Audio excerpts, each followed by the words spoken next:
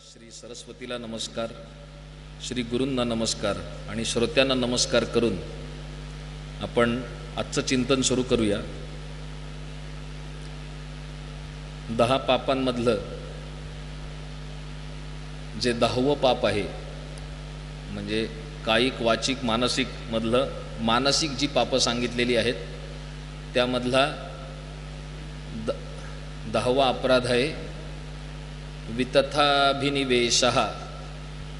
वितथ म्हणजे ज्याच्यामध्ये तथ्य नाही असं, आणि अभिनिवेश, अभिनिवेश म्हणजे उसना आणलेला आवेश पण मनामध्ये।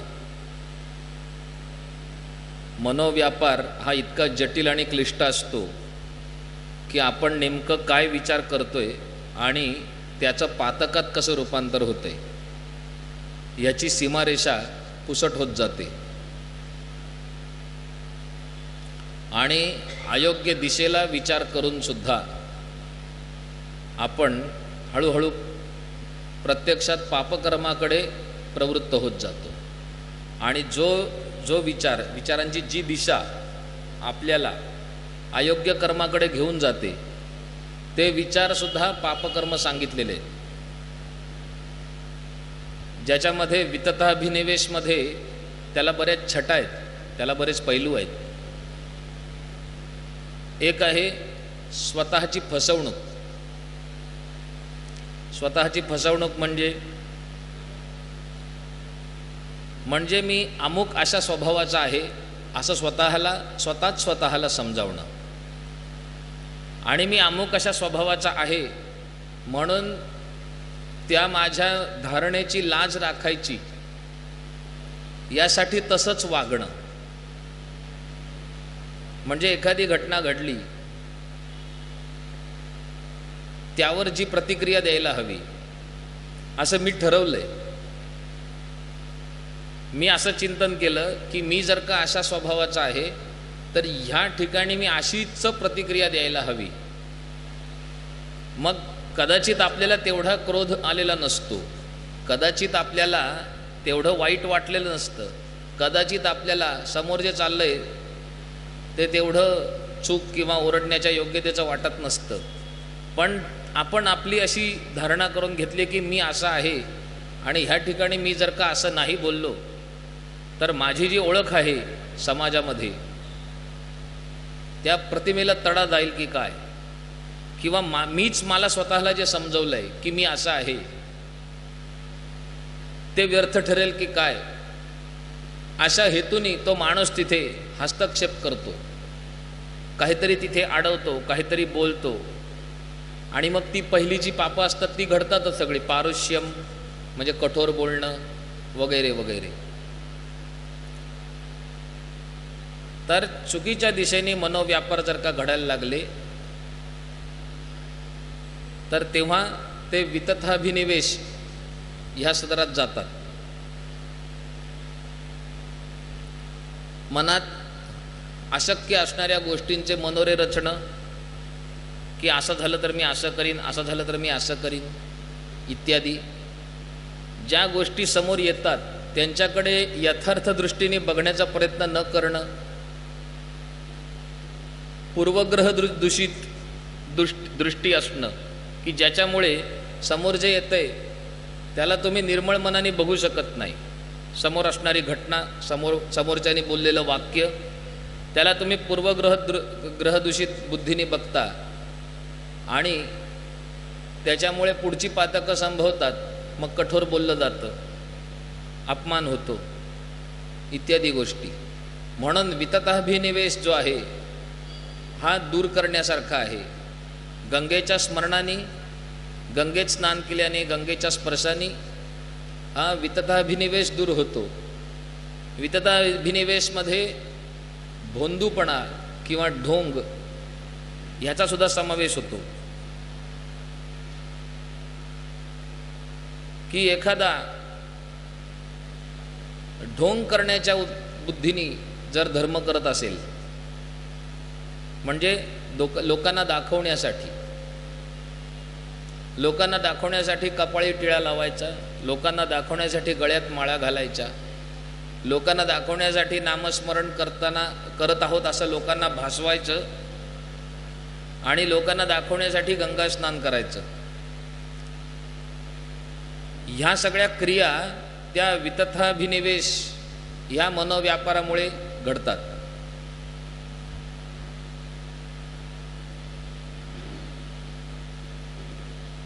पण त्याचा परिणाम असा होतो, गंगेचं त्याच्यामध्ये सहभाग असा आहे की जर का तो असा मनुष्य गंगेच्या संपर्कात आला, गंगेच्या पाण्याचा त्याला स्पर्श झाला, तर त्याची कर्म जळायला सुरुवात होतात. त्याला त्याची कर्मफलं जलद मिळायला सुरुवात होतात आणि तो लवकरच ह्या मानसिकतेमध्ये येतो की हे ढोंग करण्यात काही अर्थ नाही. जेव्हा भगवंत प्रत्यक्ष होतात ना, पुतनेची कथा सर्वांना माहिती आहे. अहो बकीयम विषकालकूटम. बकी होती म्हणजे एक प्रकारचा पक्षिणी होती पुतना. अघासुर आणि बकासुराची बहीण. आपण ज्या ज्या गोष्टी भागवतामध्ये किंवा अन्य पुराणांमध्ये श्रीकृष्णांबद्दल ऐकतो, वाचतो, त्यांचा अनुषंग आपल्याला बघण्यासाठी ब्रह्मवैवर्त पुराण आणि गर्ग संहिता यांचा आश्रय घ्यावा लागतो. कधीही शास्त्रामध्ये प्रवेश करताना एका ग्रंथाचं अनुसरण करून चालत नाही. त्याला आधारभूत असलेले अन्य ग्रंथ पण बघावे लागतात.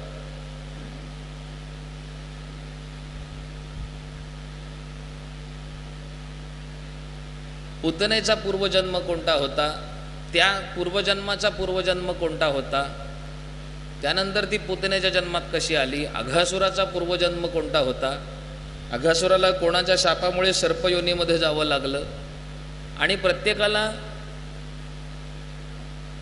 शाप हेच वरदान मिळालं, म्हणजे जो शाप मिळाला तेच वरदान ठरलं की तू अजगर योनीमध्ये जाशील आणि मग कृष्ण येऊन तुझा उद्धार करतील. मग तो जर का शाप जर का त्याला मिळाला नसता, तो जर का तसंच नॉर्मल साधं जे वागायचं तेवढंच वागत राहिला असता, तर तो तसाच वागत राहिला असता आणि तसाच राहिला असता.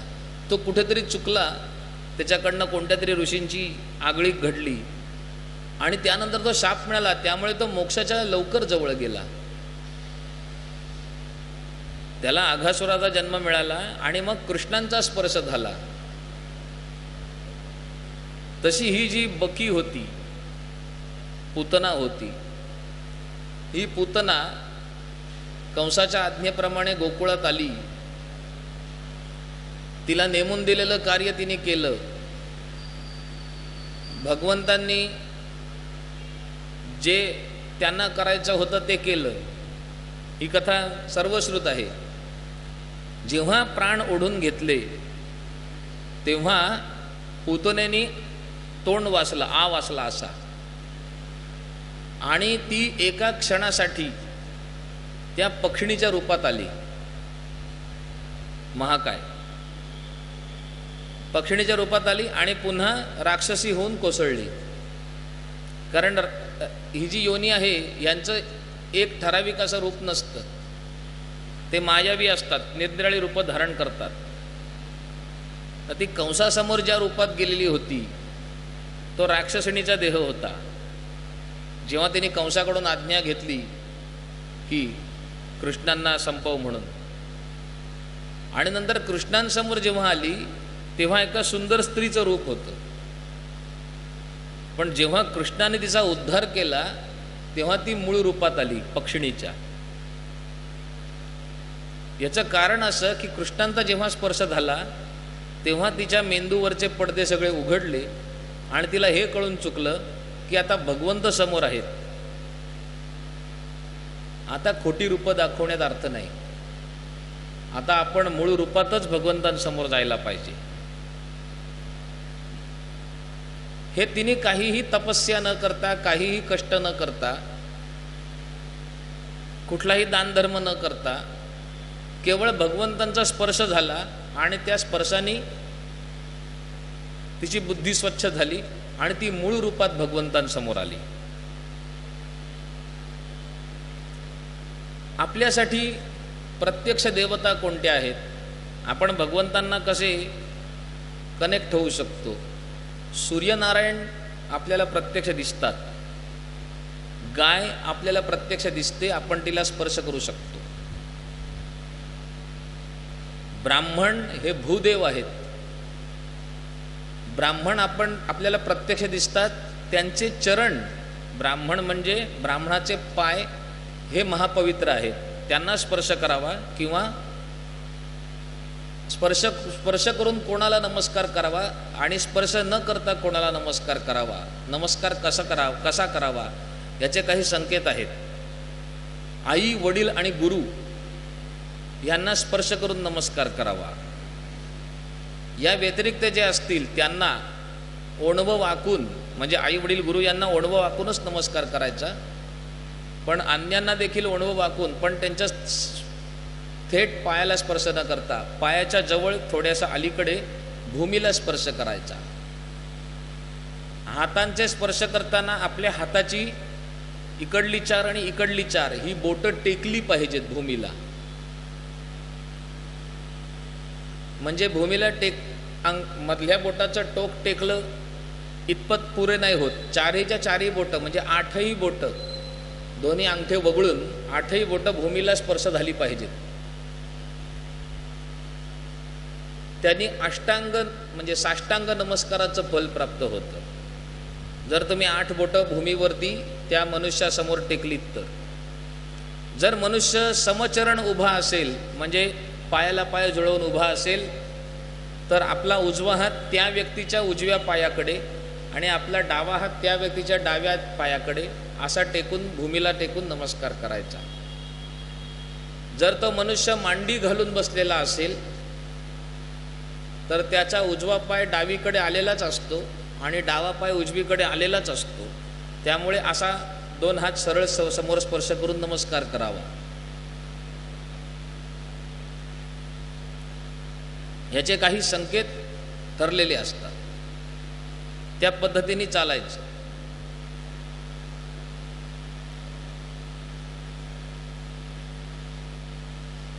आई, वडील, गुरु यांना स्पर्श करायचा आणि या व्यतिरिक्त ते ज्येष्ठ, श्रेष्ठ आणि अन्य पूजनीय व्यक्तिमत्व असतील त्यांना स्पर्श न करता पण त्यांच्यासमोर भूमी स्पर्श करून नमस्कार करावा. तर ब्राह्मण जो आहे त्याची परीक्षा करू नये. आधी तर आपण म्हटलेलं आहे की पैशून्य हे एक पातक आहे, ब्राह्मणाचीच नाही तर अन्य कोणाचंही. पैशून्य म्हणजे त्याच्या पश्चात निंदा करू नये. आणि जर का कोणी निंदा सांगायला लागलं कोणाची तर आपण शिताफिनी विषय बदलावा. शिताफिनी त्या समोरच्याला कळू न देता तो विषय बदलावा. आणि ब्राह्मणाचं सगळं सत्व देवाने त्याच्या पायात ठेवलेलं आहे, सगळा चांगुलपणा त्याच्या पायामध्ये ठेवलेला आहे. त्याच्यामुळे तो कितीही वाईट असला, वाईट असेलच असं नाही, पण कधी कधी असं दिसतं, तरी देखील त्याच्या चरणांशी भगवंताचं तत्व आहेच, त्यामुळे तिथे नमस्कार करावा. एक जुनी म्हण आहे किंवा कदाचित संतवाणी आहे की किती जरी झाला भ्रष्ट तरी तीही लोकी ब्राह्मण श्रेष्ठ.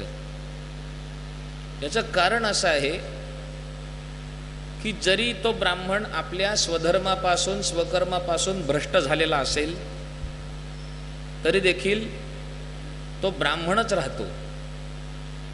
त्याला शास्त्रांनी ब्रह्मबंधू असं म्हटलेलं आहे. म्हणजे ब्राह्मण कुळात उत्पन्न झालेला पण ब्राह्मण्य नसलेला, म्हणून त्याला ब्रह्मबंधू अशी संज्ञा आहे. आणि तो त्या कुळात उत्पन्न झालेला असल्यामुळे तो ब्राह्मण असतो. उदाहरणार्थ एखादं आंब्याचं झाड आहे. आंब्याच्या झाडाचा धर्म काय? सावली देणं, आंबे देणं. जर त्या आंब्याच्या झाडाने हे धर्म दोन्ही सोडून दिले, म्हणजे त्याच्या फांद्या निष्पर्ण झाल्या, ते झाड आंबे देईन असं झालं, तर तुम्ही त्याला काय म्हणाल? पेरूचं झाड? नाही म्हणणार.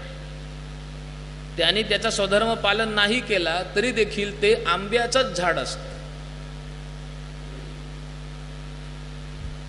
तद्वत जो ज्या वर्णात जन्माला आलेला आहे त्या जन्माचा वर्ण, त्या वर्णाच्या धर्माचं पालन जरी त्या व्यक्तीने नाही केलं तरी देखील तो देह संपेपर्यंत त्याच वर्णाचा असतो.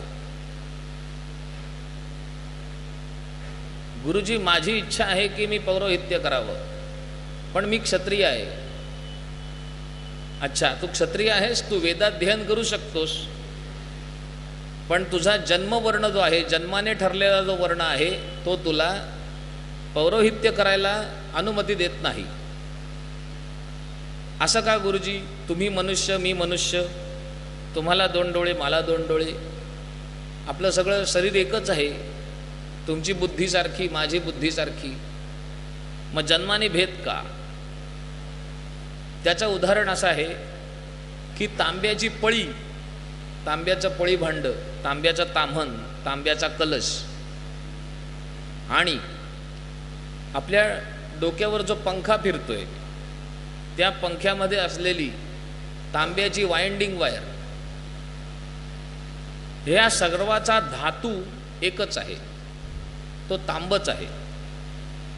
पण पळीला, तांब्याच्या पळीला जर का अशी इच्छा झाली की मी पंख्याच्या मधली वाइंडिंग वायर बनते, तर तिला ती ज्या अवस्थेत आहे त्या अवस्थेत होणं शक्य नाही. त्यासाठी तिला अग्नीच्या मुशीत जावं लागेल, स्वतःला वितळवून घ्यावं लागेल, स्वतःची तार बनवून घ्यावी लागेल आणि मग ती प्रक्रियेतून जाऊन ती पंख्यामधली तार बनू शकते. पण आपल्याला कसं केलंय? आपल्या मनामध्ये वितथाभिनिवेश हे बाह्य घटकांनी एवढे उत्पन्न केलेले आहेत की आपण हे विसरून गेलो आहोत की नेमका आपला विचार कसा असावा, आपल्या विचारांची दिशा कशी असावी. आपल्या विचारांची दिशा कशी असावी हे आपल्यावरती परकीय आक्रमकांनी आणि आता स्वकीयांनी सतत लादलं गेलेलं आहे. आपण जे विचार करतो ते योग्य दिशेला नसतात, कारण आपण जो प्रभाव आपल्यावर पडतो, जे आपण आसपास ऐकतो, त्या प्रभावाने आपण विचार करतो. आपल्यापैकी कोणीही अभ्यास करून विचार करत नाही. कोणालाही विचारा याबद्दल तुझं काय मत आहे, तो काय सांगेल? मी असं ऐकलंय आणि असं ऐकल्यामुळे माझं हे मत आहे. ते ऐकलंय ते खरं आहे की खोटं आहे यापेक्षा ते कशा प्रकारे सांगितलं गेलं त्यावरती त्याच्याबद्दल उत्पन्न होणारे मनातले प्रतिक्रियात्मक तरंग अवलंबून असतात. आपल्या मनावर बिंबवलं गेलं की जन्माने वर्ण ठरत नाही, कर्माने वर्ण ठरतो. मग त्यासाठी भगवद्गीतेचं उदाहरण देतात. चातुर्वर्ण्यम मया सृष्टम गुणकर्म विभागशः. हे अर्जुना, मी 4 वर्ण उत्पन्न केले गुणकर्माच्या आधारे.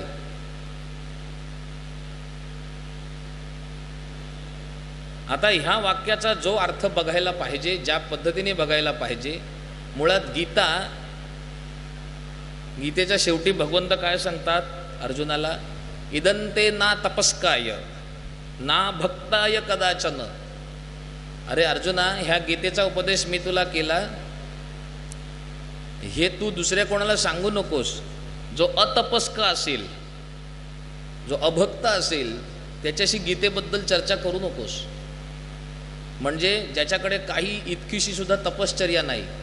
तपश्चर्या म्हणजे वनात जाऊन ध्यानधारणा करणं केवळ एवढाच अर्थ नाही होत. तपश्चर्या म्हणजे तुम्ही तुमचं दैनंदिन जीवन जगत असताना जर काही नियम घेतले असतील आणि त्या नियमांचं काटेकोर पालन करत असाल आणि ते काटेकोर पालन तुम्ही भरपूर वर्ष न चुकता करताय, तर ती देखील तुमची तपश्चर्याच आहे.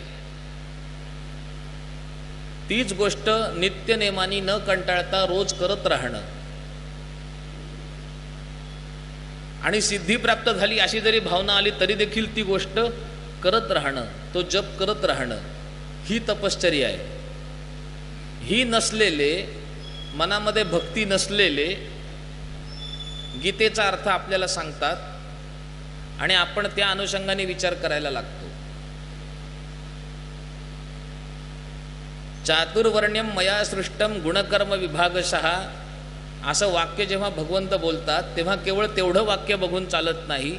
त्याच्या आधीची अर्जुनाची काही वाक्य, त्याच्यानंतर येणारे भगवंतांची काही स्पष्टीकरणं, ह्या सगळ्याची अनुपूर्वी बघून त्या एका वाक्याचा अर्थ लावायला लागतो.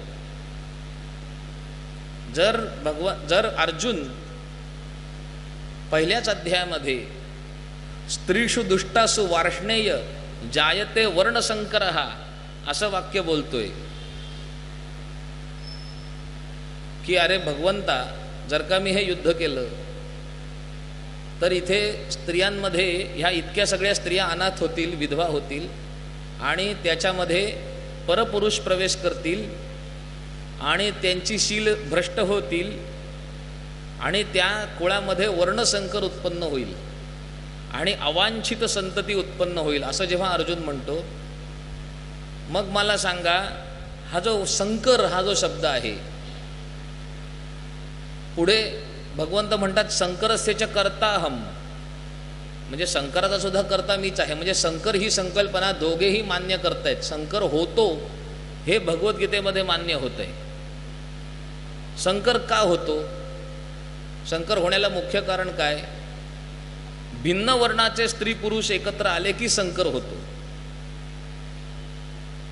मग जर का वर्णाचं निर्धारण जन्मानी नाही तर कर्मानी होत असेल तर कोणत्याही प्रकारे कधीही कुठेही संकर होणं शक्य नाही. कारण तुम्ही म्हणालात हा जन्मानी ब्राह्मण आहे, ती जन्मानी क्षत्रिय आहे, पण कर्माने ते दोघेही क्षत्रिय आहेत किंवा कर्माने ते दोघेही ब्राह्मण आहेत, असं जर का तुम्ही म्हटलं तर मग त्यांची संतती संकरित संतती कशी काय म्हणता येईल? नाही म्हणता येणार. पण तो संकर भगवद्गीतेमध्ये मांडला गेलाय की संकर होईल अशी भीती अर्जुन व्यक्त करतो आणि संकर होतो कारण माझी इच्छा आहे असं भगवंत म्हणतात. संकर होणं योग्य की अयोग्य हे मला नाही सांगायचं, संकर होतो हे मला सांगायचं आहे. आणि ज्या अर्थी संकर होतो त्या अर्थी जन्माने वर्ण निर्धारित होतो. त्याच्या पुढे भगवंत म्हणतात शुचीनाम श्रीमतांगेहे योगभ्रष्टोभिजायते. अर्जुनाला 6व्या अध्यायामध्ये ध्यान साधनेचा उपदेश करून, योग साधनेचा उपदेश करून झाल्यानंतर अर्जुन ते सगळं ऐकतो आणि म्हणतो, हे भगवंता, तू हे जे काही सगळं सांगतोयस हे सगळं मला मान्य आहे. शुचौ देशे प्रतिष्ठाप्य स्थिरमासनमात्मनः, पवित्र ठिकाणी आसन स्थापन करावं, एक ते आसन स्थिर असावं, आपला मेरुदंड, कमरेचा भाग, पाठीचा भाग आणि मानेचा भाग आणि डोक्याचा भाग हा सरळ रेषेत असावा, नासाग्रे दृष्टी स्थिर करावी, भगवत तत्वाचं चिंतन करत त्याचं ध्यान धारणा करावी, हे सगळं सांगतोस तू. वैराग्य धारण करावं, अभ्यास करावा. पण हे सगळं मला कठीण वाटतं. अर्जुन म्हणतोय हे सगळं मला कठीण वाटतंय, कारण मनो दुर्निग्रहम चलम, माझं मन जे आहे ते दुर्निग्रह आहे, त्याच्यावर कसला निग्रह नाही आणि ते स्थिर नाही, ते चल आहे. मनो दुर्निग्रहम चलम. त्यामुळे ह्या चंचलत्वामुळे स्थिर अशी स्थिती मला प्राप्त होईल असं मला वाटत नाही. आणि जर का असा कोणी योगी कश्चित यतती सिद्धये, कोणीतरी एक हे सिद्धी प्राप्त करण्यासाठी प्रयत्न करतो, असा जो कोण हजारो लाखोमधला एखादा योगी जर त्याने अशी कुठली तरी ध्यान अवस्था प्राप्त केली, वैराग्य धारण करून संसाराचा परित्याग करून सगळ्या आकांक्षा, इच्छा आणि अपेक्षा आणि आसक्तीचा त्याग करून जर त्याने वैराग्याची स्थिती प्राप्त केली, पण त्यातली जी परमसिद्धी आहे, वैराग्य प्राप्त केल्यानंतर ध्यानधारणा करायला सुरुवात केल्यानंतर, कारण त्याच्या पायऱ्या आहेत, एकदम ध्यानापर्यंत नाही जाता येत. आधी यम नियम, यम नियम म्हणजे विधी आणि निषेध, म्हणजे डूज आणि डोंट्स. आसन, प्राणायाम, प्रत्याहार, आधी यमनियमांचं पालन करायला लागतं. ब्रह्मचर्य, सत्य, अस्तेय हे यम आहेत. ते पूर्ण केले. ब्रह्मचर्य म्हणजे एक एक यमामधला एक एक यम पूर्ण करता करता एक एक आयुष्य जाईल. ब्रह्मचर्याचा अभ्यास करताना एक आयुष्य जाईल, सत्याचा अभ्यास करताना दुसरं आयुष्य जाईल. अस्तेय, अपरिग्रह, ह्या सगळ्या यमांचं अभ्यास करताना आणि ते अंगामध्ये भिनवून घेताना आयुष्य खर्ची पडतील. मग नियम, मग आसन. आसन म्हणजे ज्या आसनात तुम्ही बसलाय, खुर्चीवर बसला असाल, मांडी घालून बसला असाल, उभे असाल, त्या अवस्थेला तसूभर सुद्धा हलू न देणं. अशी जेव्हा अवस्था प्राप्त होईल तेव्हा आसन जय झाला असं म्हणतो. तसूभर हलून देणं म्हणजे न देणं म्हणजे काय, 3-4 तास किमान. जी मांडी, जे आसन घातलं, आसन म्हणजे असं नाही पद्मासन घाला, हलासन करा, मयुरासन करा, बकासन करा, ती आसनं नव्हेत. आसन म्हणजे जे स्थिर सुख आसन तुम्ही घातलेलं आहे ते 4-5 तास तसूभर सुद्धा हलत नसेल, तुमचे पाय वरचा खाली करायला लागतो, खालचा वर करायला लागतो, लांब करून असे मोकळे करून असे फिरवायला लागतात. हे काही करायला लागत नाही. तसेच्या तसे अगदी पायाला मुंग्या येऊन पाय सुन्न झाले तरी सुद्धा जसंच्या तसं ठेवून देणं, त्या दिवसाची साधना पूर्ण होईपर्यंत हा आसनजय आहे. आसनजय झाला की प्राणजय म्हणजे श्वासांवरती जय मिळवला जातो. तो इतका मिळवला जातो की प्राणायाम करण्यासाठी डाव्या नाकपुडीने श्वास आत घ्यावा, दोन्ही नाकपुड्या बंद करून कुंभक करावा आणि मग उजवी नाकपुडी सोडून रेचक करावा. ह्यासाठी बोटं लावली जातात नाकाला. श्वासावर जय म्हणजे इतका जय येतो की इथे ही नाकपुडी हाताने बंद न करता केवळ ह्या नाकपुडीने श्वास आत जातो, आतमध्ये कुंभक होतो आणि मग उजव्याच नाकपुडीने बाहेर पडतो. असे ते योगी असतात. त्यांना प्राणायाम करण्यासाठी नाकाला हात लावायची गरज लागत नाही. ते त्यांच्या इच्छेने हवी ती नाडी जागृत करून तिथनं श्वास आत घेऊन तिकडनं श्वास बाहेर सोडू शकतात, तिकडनं श्वास आत घेऊन तिकडनं श्वास बाहेर सोडू शकतात. हा श्वासांवरचा जय आहे. मग प्रत्याहार आहेत. श्वासांवरती जय झाला की प्रत्याहार. इतकी सगळी अष्टांग योगाची लक्षणं ऐकल्यानंतर अर्जुन म्हणतो हे मला शक्य नाही. हे अर्जुन कधी म्हणतोय? द्वापार युगात म्हणतोय. आता अजून हीनयोग चालू आहे, कलियुग आहे. ह्याच्यापेक्षा श्रेष्ठ युग चालू होतं, द्वापार युग चालू होतं. बरं, जो म्हणतोय तो कोण आहे? तो सामान्य नर नाही, तो नरोत्तम आहे. अर्जुन हा नरोत्तम म्हटला जायचा, हा पूर्ण नर होता.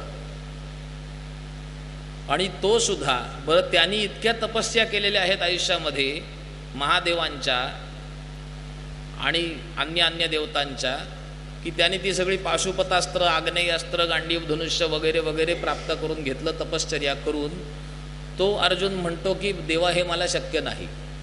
आणि जर एखादा योगी जर अशा सगळ्या यमनियमांचा अवलंब करून साधना करायला लागला आणि त्याचं आयुष्य संपलं तर त्याची पुढे काय गती होते? त्याने इतक्या सगळ्या केलेला अभ्यास कुठे जातो? इतकी सगळी केलेली साधना, इतकी सगळी केलेली तपश्चर्या कुठे जाते? त्यावर भगवंत सांगतात, शुची नाम, शुची म्हणजे पवित्र, श्रीमताम, श्रीमत म्हणजे श्रीमंत म्हणजे संपन्न, गेहे म्हणजे घरात, योगभ्रष्ट हा अभिजायते, तो योगी म्हणजे तो योगभ्रष्ट योगी. योगभ्रष्ट का म्हटलंय? कारण योग साधना त्याची पूर्ण नाही झाली, तिथनं तो आधीच भ्रष्ट झाला म्हणजे मेला. म्हणजे हा देह त्याने ठेवला, आता पुढला देह त्याला कुठे मिळेल? अशा घरामध्ये मिळेल जे घर मुळात पवित्र असेल, जे घर मुळात संपन्न असेल पैशानी. पवित्र घर का? कारण त्याला अध्यात्माची बुद्धी घरातूनच प्राप्त व्हावी, त्याच्या घरच्या आई वडिलांच्या, मोठ्या माणसांच्या संस्कारातूनच, वागण्या बोलण्यातूनच त्याला आध्यात्मिक बुद्धी प्राप्त व्हावी. म्हणून पवित्र घरामध्ये. श्रीमंत का? तर त्याला पोटासाठी काम करायला लागणं, अशी हीन गोष्ट करायला लागू नये. पोट भरण्यासाठी कष्ट करणं, हे करण्याची त्याच्यावर वेळ येऊ नये. तो त्याचा पूर्ण वेळ, त्याची पूर्ण शक्ती, ऊर्जा आणि अक्कल, हुशारी ही सगळी अध्यात्मामध्येच खर्च करेल, धन कमवण्यासाठी नाही. कारण त्याला धन कमवण्याची आवश्यकता नसेल, कारण तो धनिक कुटुंबात जन्म घेईल. धनिक कुटुंबात जन्म झाला याचा अर्थ ते पूर्वपुण्य आहे. पूर्वपुण्यामुळे धनिक कुटुंबामध्ये जन्म झाला. कारण देवाला असं वाटतं की आता तुम्ही साधना करावी, आता तुम्हाला पोटासाठी वणवण करण्याची आवश्यकता नाही, तो सगळा वेळ तुम्ही साधनेत खर्च करा. कुटुंबाच्या पोषणासाठी नको, कुटुंबाच्या पोषणाची व्यवस्था आधीच करून ठेवलेली आहे. इथे ही गोष्ट सिद्ध होते. पतंजल योगामध्ये, पातंजल योग दर्शनामध्ये एक सूत्र आहे, सती मूले तद्विपाको जाती आयुः भोगः. विपाक म्हणजे कर्मफलाचा विपाक. विपाक या शब्दाचा अर्थ होतो की चांगलं कर्म केलं तर चांगलं फळ मिळतं, वाईट कर्म केलं तर वाईट फळ मिळतं.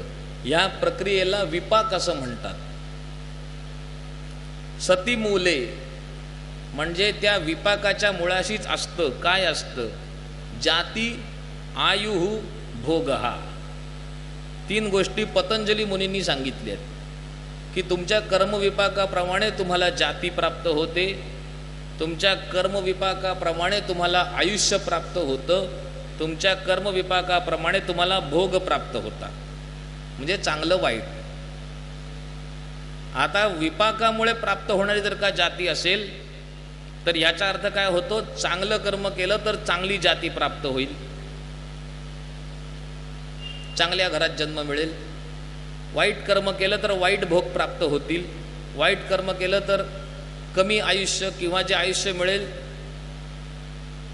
ते संपन्न म्हणजे हौसेचं नसेल, की जे हवं असं वाटतं असं नसेल, नको नकोसं वाटणारं आयुष्य मिळेल. ज्या अर्थी पवित्र आणि श्रीमंत अशा घरामध्ये योगभ्रष्ट आत्मा जन्म घेतो, याचा अर्थ त्याचा त्या कुटुंबात झालेला जन्म हा त्याच्या आधीच्या जन्मातल्या गुण आणि कर्मानुसार झालेला आहे. गुण आणि कर्मानुसार वर्णाचं निर्धारण कसं होतं, गुण आणि कर्मानुसार जाती कशी ठरते, तर त्याच्या आधीच्या जन्मातील जे कर्म आहे त्यानुसार त्याचं ह्या जन्मातील कर्म म्हणजे जन्म ठरलेला आहे. सगळेजण म्हणतात, वितथाभिनिवेश मधलं एक वाक्य सांगतो, जे वाक्य सगळेजण उच्चारतात, माझा जन्म माझ्या इच्छेने नाही झाला, असं वाक्य सगळेजण म्हणतात. हे चूक आहे. तुमचा जन्म तुमच्याच इच्छेने झालेला आहे. तुम्हीच निर्धारित केलेला आहे की मी कुठे कोणाच्या पोटी जन्म घेईन, कोणत्या अवस्थेत आणि कोणत्या कुळात. कारण त्याला तुमचं पूर्वकर्म कारणीभूत आहे. आकाशस्थ आत्मे जन्म घेण्यासाठी कुस शोधत असतात.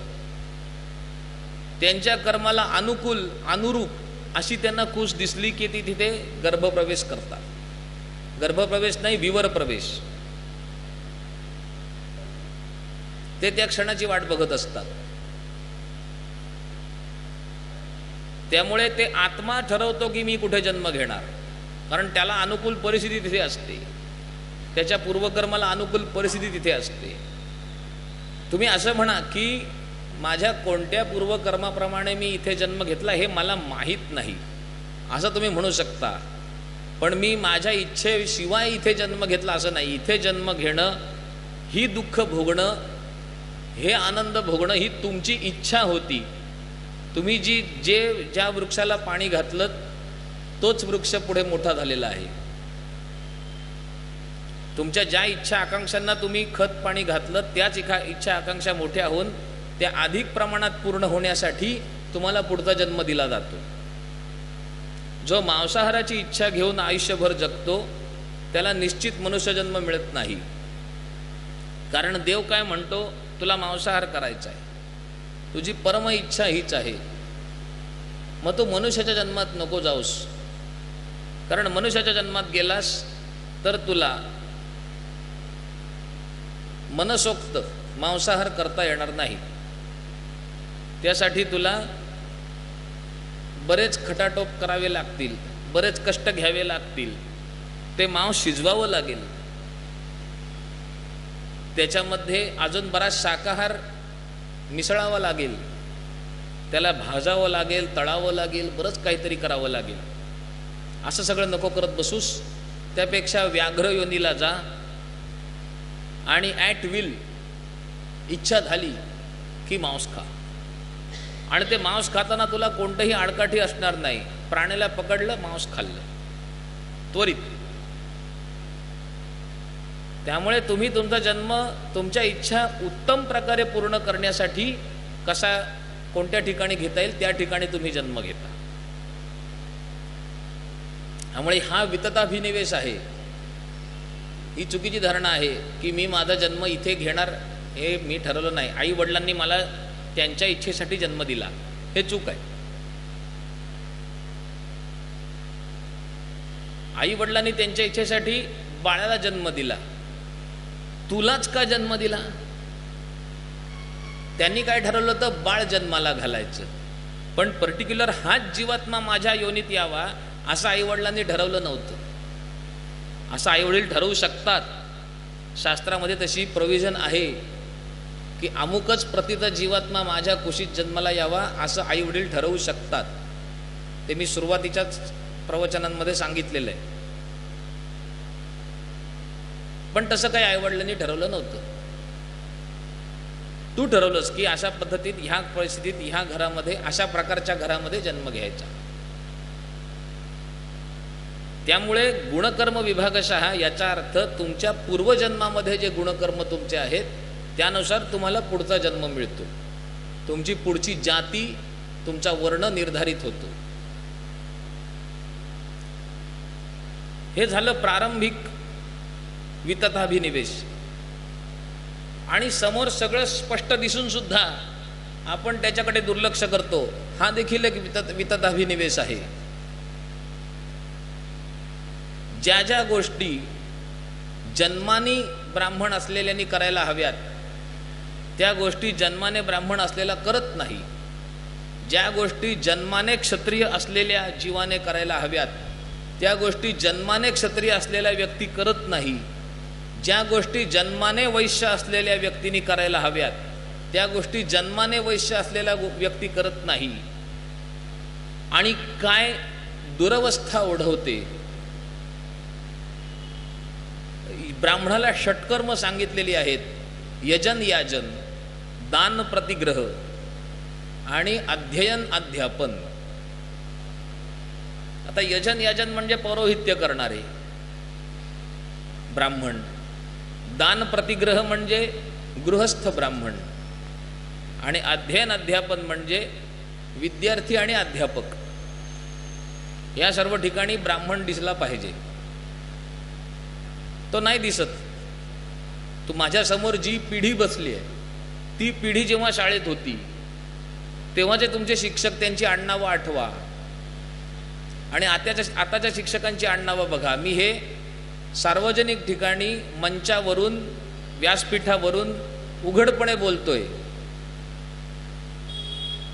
कुठलाही आडपडदा न ठेवता. आणि तरी सुद्धा मी हे म्हणतोय की मी जातीयवाद करत नाही. मध्य प्रदेशातली मला माहिती नाही, पण महाराष्ट्रामध्ये सगळे शिक्षक हे सवर्ण ब्राह्मण असायचे आणि उत्तम शिक्षण मिळत होतं. पण ती परिस्थिती बदलली आणि आता शिक्षणाची काय अवस्था झाली आहे हे मी तुम्हाला सांगायला नको. शालेय शिक्षण असू दे, सरकारी शाळा असू दे, प्रायव्हेट स्कूल असू दे, कोचिंग क्लासेस असू देत, कोणत्याही ठिकाणी शिक्षणाची काय अवस्था झाली, म्हणजे दुरवस्था झाली आहे, हे सर्व जाणता तुम्ही. ॲडमिनिस्ट्रेट आणि संरक्षण ह्या दोन गोष्टी क्षत्रियाला सांगितलेल्या आहेत.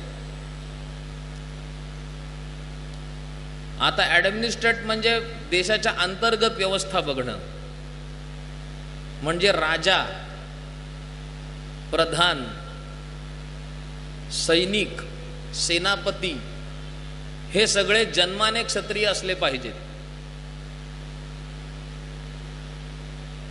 पण तसं नाहीये. आता आपल्याकडे आहे पोलीस यंत्रणा. क्षत्रियांचं काम कोण करते? पोलीस यंत्रणा. आणि पुन्हा एकदा मी तुम्हाला तुमच्यावर सोपवतो की आता आपल्याकडे असलेल्या पोलीस यंत्रणेची काय अवस्था आहे. तो क्षत्रियाचं काम करतोय का?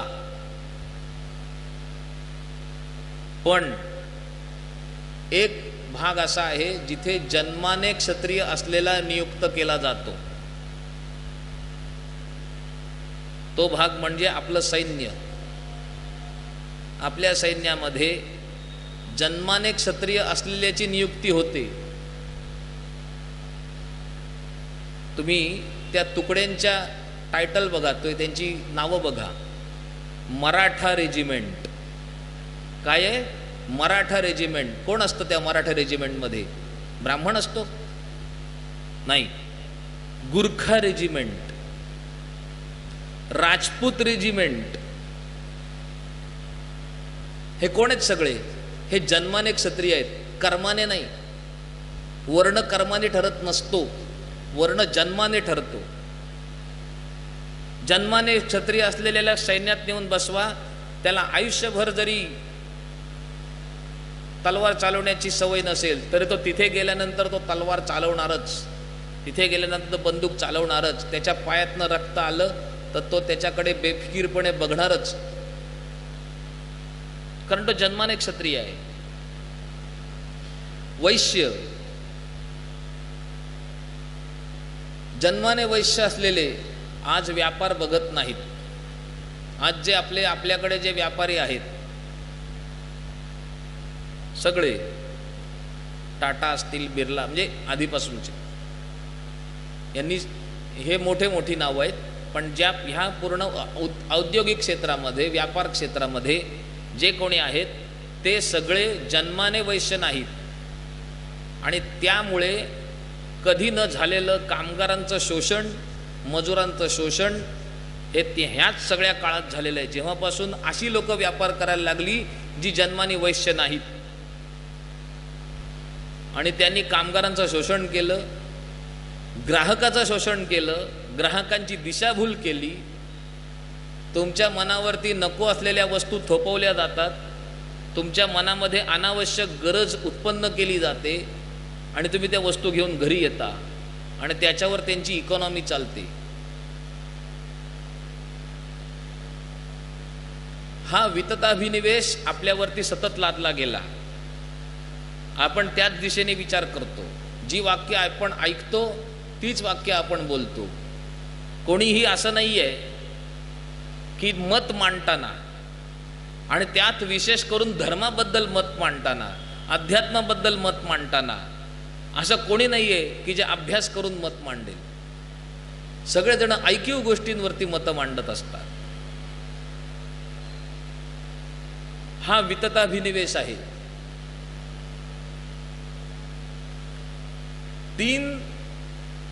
आपल्याला तीन आपण बघितले. सूर्य प्रत्यक्ष देवता आहे, गाय प्रत्यक्ष देवता आहे, वृक्ष प्रत्यक्ष देवता आहेत म्हणजे पुण्यवृक्ष, अश्वत्थ म्हणजे पिंपळ, वटवृक्ष हे जे आहेत, उंबर हे जे आहेत, ह्या प्रत्यक्ष देवता, त्यांना तुम्ही स्पर्श करू शकता, सूर्याला प्रत्यक्ष बघू शकता. आणि नद्या आहेत, आणि नद्यांमध्ये गंगा आहे. गंगा ही प्रत्यक्ष देवता आहे. गंगेचा प्रवाह दिसला म्हणजे तुम्ही समजा सामान्य समजूच नका तुम्ही. हा प्रत्यक्ष देवता आहे. त्याला स्पर्श करा, त्याचं पान करा, त्यांनी स्नान करा, ते पाणी घरी घेऊन या, ते नित्य आचरणामध्ये, नित्य साधनेमध्ये घेत राहा. त्याने तुमचा वितताभिनिवेश सुद्धा निघून जाईल. तुमचं हे पुण्य आहे की तुम्ही कधीतरी गंगेचा स्पर्श केला असेल. तुम्ही सर्वांनी आयुष्यात कधीतरी गंगेचा स्पर्श केला असेल, कधीतरी गंगेचं दर्शन घेतलं असेल. म्हणून आज तुम्हाला व्यासपीठावरून हे पातक म्हणजे काय आणि त्याची निष्कृती कशी करावी हे ऐकायला मिळालं. हे त्याचं फलित आहे. कधीतरी तुम्ही गंगेचा स्पर्श केला असेल त्याचं. आपल्याला प्रत्येक वेळेस जे जे चुकीचं सांगितलं गेलं किंवा जे आपण ऐकलं त्याने जी चुकीची धारणा आपण करत गेलो. चक्षुर्वै सत्यम म्हणजे जे मी बघतो तेच मी मानतो, त्यावरच मी विश्वास ठेवतो. तीन प्रमाणं आहेत शास्त्रामध्ये: प्रत्यक्ष, अनुमान आणि आगम म्हणजे शब्द. आगम म्हणजे शब्द. म्हणजे एखादी गोष्ट सिद्ध करण्यासाठी तीन पुरावे दिले जातात, तीन प्रमाणं दिली जातात. एक असतं प्रत्यक्ष प्रमाण, दुसरं असतं अनुमान प्रमाण, आणि तिसरं असतं शब्द प्रमाण. त्याचं उदाहरण म्हणजे माझा मित्र मला भेटायला घरी आला आणि खिडकीमधून मी त्याला दिसलो. त्यांनी निष्कर्ष काय काढला? सागर घरात आहे, कारण त्याला मी दिसलो. हे काय झालं? प्रत्यक्ष प्रमाण. दुसरं काय आहे? अनुमान प्रमाण. म्हणजे माझे जोडे त्याला घराच्या बाहेर दिसत आहेत, माझी गाडी त्याला घराच्या बाहेर दिसते. अच्छा, म्हणजे ह्याच्या चपला आणि ह्याची मोटरसायकल दोन्हीही घराच्या बाहेरच दिसतंय, याचा अर्थ हा निश्चित घरातच असणार. हे काय झालं? अनुमान प्रमाण. आणि तिसरं प्रमाण काय? शब्द प्रमाण. की त्याने मला हाक मारली आणि आतून माझ्या आईने उत्तर दिलं, सागर घरात नाही. मग तो काय विचार करेल? मी तर त्याला बघितलं खिडकीतून लांबून, त्याच्या चपला पण दिसत आहेत, त्याची गाडी पण बाहेर उभी आहे, पण त्याची आई सांगते घरात नाही.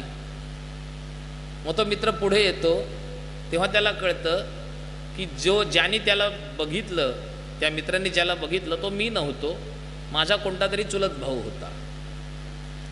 मी चप्पल न घालता बूट घालून चालत कुठेतरी बाहेर निघून गेलेलो आहे.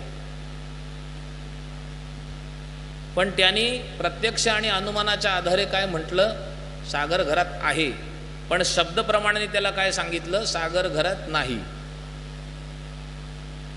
प्रत्येक वेळेस असं होईलच असं नाही, पण ह्यामध्ये सर्वात विश्वासार्ह जे प्रमाण असतं ना, ते खरं तर शब्द प्रमाण असतं. त्याच्या खालोखाल अनुमान प्रमाण असतं आणि त्याच्या खालोखाल प्रत्यक्ष प्रमाण असतं. आणि मनुष्य नेमकं उलट करतो.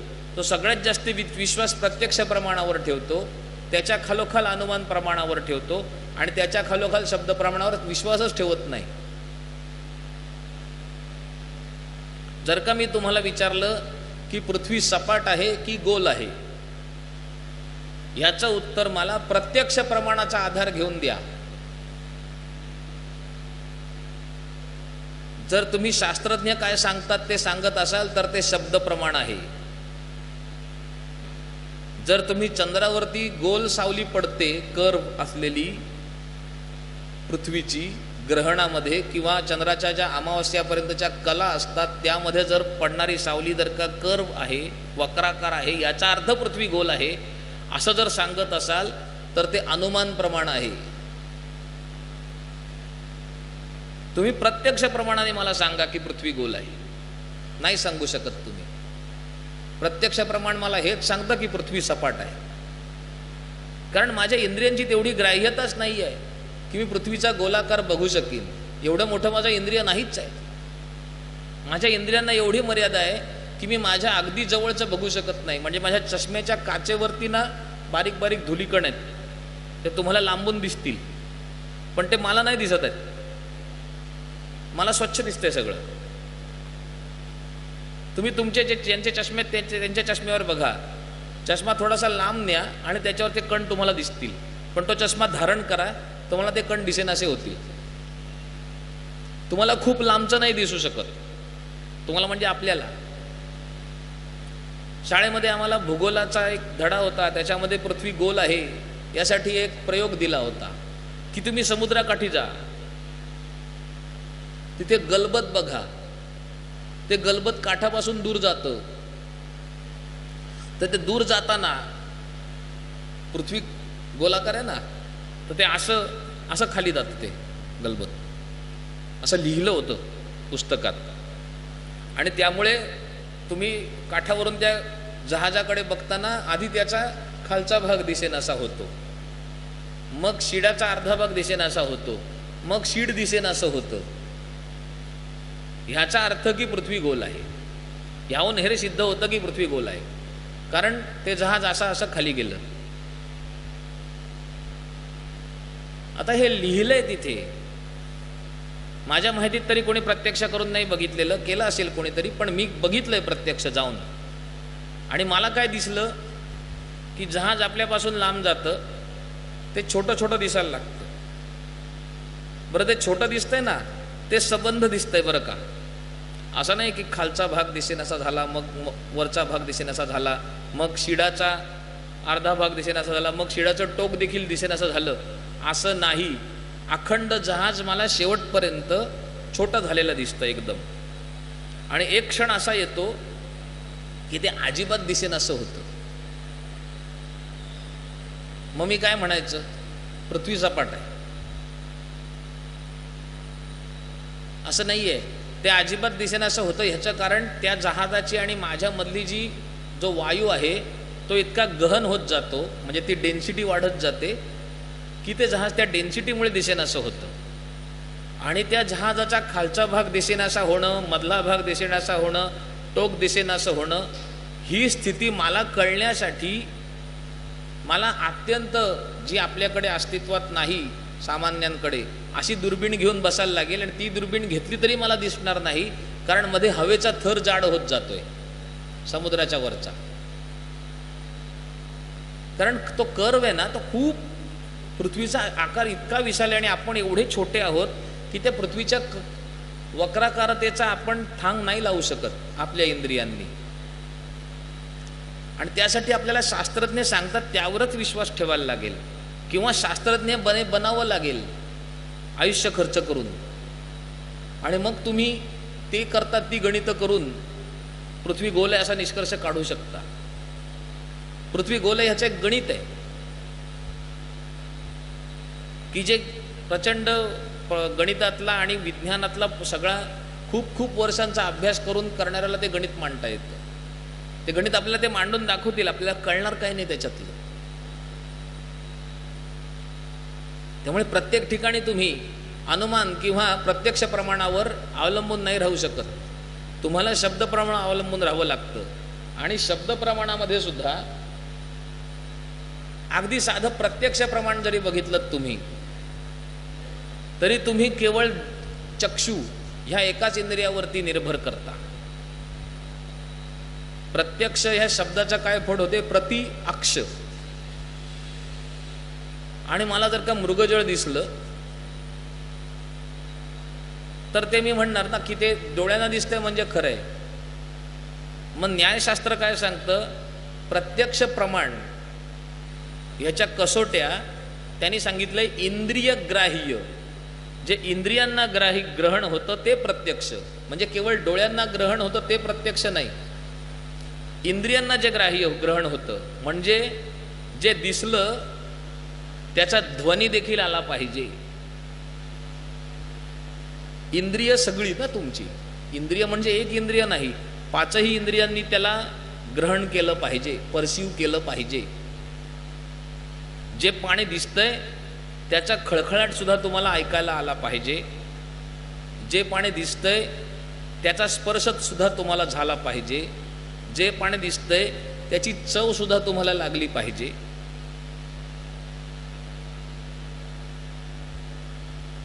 आणि जे पाणी दिसतंय त्याचा वास सुद्धा तुम्हाला आला पाहिजे. ह्या पाचही गोष्टी जेव्हा होतील तेव्हा त्याला प्रत्यक्ष प्रमाणाने ती गोष्ट सिद्ध झाली असं म्हणतात. ह्या प्रकारे सिद्ध होणाऱ्या गोष्टीला प्रत्यक्ष सिद्धता म्हणतात. आणि तशी आपण करत नाही. आता अशा काही गोष्टी आहेत, धार्मिक विशेषतः आध्यात्मिक गोष्टी असतात ज्यांना तुम्ही स्पर्श करू शकत नाही, ज्यांना तुम्ही दाखवू शकत नाही, ज्यांना तुम्ही कल्पना सुद्धा तुमच्या मनात करू शकत नाही, पण तुम्ही त्यांचं अस्तित्व मान्य करता.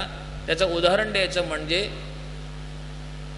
तुम्हाला मी सांगितलं घर असा शब्द मी उच्चारला तर तुमच्या मनामध्ये काहीतरी चित्र उभं राहतं घर म्हटल्यानंतर. तुम्हाला मी सांगितलं चंद्र असा जर का शब्द म्हटला तर तुमच्या मनात काहीतरी चित्र उभं राहतं चंद्र. पण जर का मी तुमच्या मनात म्हटलं, तुमच्या समोर म्हटलं चांगुलपणा असा जर का मी शब्द उच्चारला तर तुमच्या मनात काय चित्र उभं राहतंय? काही नाही. जर का मी तुमच्या समोर असं म्हटलं दुष्टपणा तर तुमच्या मनात काय चित्र उभं राहिलं? काही नाही. तुम्ही चांगल्या व्यक्तींना आठवू शकता, तुम्ही दुष्ट व्यक्तींना आठवू शकता, पण चांगुलपणा आणि दुष्टपणा हा तुम्ही स्पर्श करू शकत नाही, चिंतन करू शकत नाही, बघू शकत नाही, स्पर्श करू शकत नाही.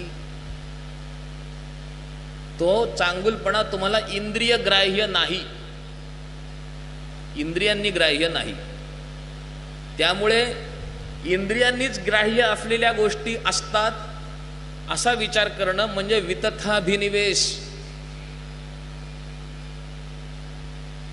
ह्याच्यातून बाहेर पडण्यासाठी सगळ्या गोष्टी ऐकून मत बनवणं असं न करता प्रत्येक गोष्टीचा अभ्यास करून मत बनवावं. अथवा महाजनो येन गतस्स पंथाः, महाजन ज्या मार्गाने गेले म्हणजे मोठी मोठी माणसं ज्या मार्गाने गेले तो मार्ग असं धरावं. कधी कधी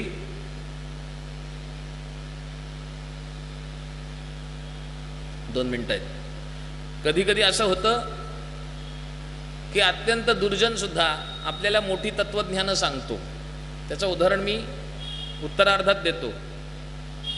पण असं देखील होतं की अगदी दुर्जन जो असतो तो उदाहरण देताना तो आपल्याशी बोलताना मोठं तत्वज्ञान सांगतो आणि आपण भूलतो की ह्याने ज्या अर्थी एवढं मोठं तत्वज्ञान सांगितलंय या अर्थी ह्याचे विचार ग्राह्य आहेत. ह्या सगळ्यापासून वाचण्यासाठी आपल्या स्वतःला त्याच्या मुळाशी जावं लागतं. आणि जे संत महात्मे भगवंतांचं गुणगान करतात, भगवंतांच्या अस्तित्वाचं प्रतिपादन करतात, भगवंतांच्या दयाळूपणाचं प्रतिपादन करतात त्यांचंच ऐकावं. जे संत महात्मे परंपरा प्राप्त आहेत त्यांचं ऐकावं. परंपरा कशी बघावी? आज आपल्याकडे तुमच्या सगळ्यांच्या भाग्याने काल मी जाऊन आलो, काल पण उल्लेख केला, आज पण उल्लेख करतो, नाथ मंदिर आहे. त्या नाथ मंदिरात जाऊन बघा परंपरा म्हणजे काय असते. आदिनाथ गुरु सकळ सिद्धांचा, मच्छिंद्र तयाचा मुख्य शिष्य, मच्छिंद्राने बोध गोरक्षाशी केला, गोरक्ष वळला गहिनी प्रती, गहिनी प्रसादे निवृत्ती दातारू, ज्ञानदेव सारू चोजविले. म्हणजे ज्ञानदेवांपर्यंत आलेली परंपरा ही महादेवांपासून सुरू झालेली आहे. आदिनाथ गुरु सकळ सिद्धांचा, मग मच्छिंद्रनाथ, मग गोरक्षनाथ, मग गहिनीनाथ, मग निवृत्तीनाथ आणि मग ज्ञानदेव. आणि ज्ञानदेवांच्या परंपरेमध्ये इथे तुमचे या नाथ मंदिरातले जे आहेत माधवनाथ ते आहेत. तसे आमच्या कोकणामध्ये स्वरूपानंद स्वामी आहेत, त्याच परंपरेतले, नाथ संप्रदायातले. ही परंपरा आहे. तुम्हाला आश्रय घ्यायचा आहे, तुम्हाला मत बनवूच नका. तुम्हाला आश्रय घ्यायचा आहे तर अशा परंपरेत असलेल्या संतांच्या मताचा आश्रय घ्या, अन्यथा पाखंड आहे, लक्षात घ्या. तुकाराम महाराज सांगतात, सत्यगुरु राये कृपा मज केली, परी नाही घडली सेवा कधी, सापडविले वाटे जाता गंगा स्नाना, मस्तकी तो जाणा ठेविला कर. राघव चैतन्य केशव चैतन्य, सांगितली खुण माळिकेची, माळिकेची ती मालिका आहे, ती गुरु परंपरा आहे जी भगवंतांपासून सुरू होते. त्या परंपरेमध्ये हे राघव चैतन्य केशव चैतन्य आहेत. सांगितली खुण माळिकेची, मंत्र दिला राम कृष्ण हरी. जर तुम्हाला काही तुमच्या मनाला वळवायचं आहे तर ह्या दिशांना वळवा जिथे परंपरा आहे, जिथे निर्मळ भगवंतांचं निर्मळ चरित्र सांगितलं जातं. तर तुम्ही वितताभिनिवेश मधून बाहेर पडायला सुरुवात करा. आता दुर्जन सुद्धा मोठी तत्वज्ञान कसं सांगतो त्याचं उदाहरण आपण उत्तरार्धात बघू. आता सध्या विराम घेऊ, मला थोडी 5 मिनिटं द्या.